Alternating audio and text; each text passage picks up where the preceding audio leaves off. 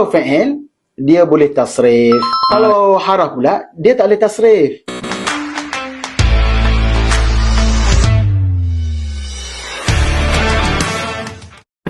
Bertemu kembali dalam slot Seminit Bahasa Arab.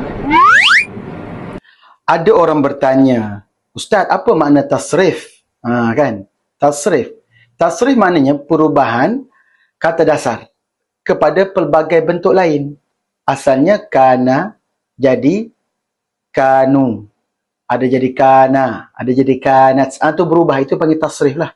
Ataupun boleh berubah juga daripada fi'il madhi kepada fi'il mudhari'. Kana yakunu, kun, yakunani, yakununa. Itu semua perubahan-perubahan atau pengolahan ini dinamakan tasrif. Jadi, untuk tajuk kita berkaitan dengan af'al ni, maka dia sini.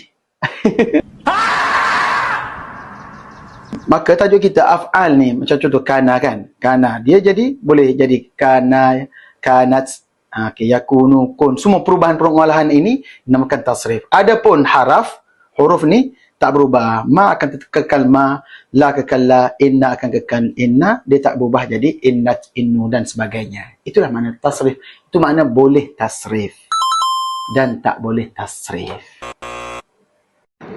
Dah seminit kan?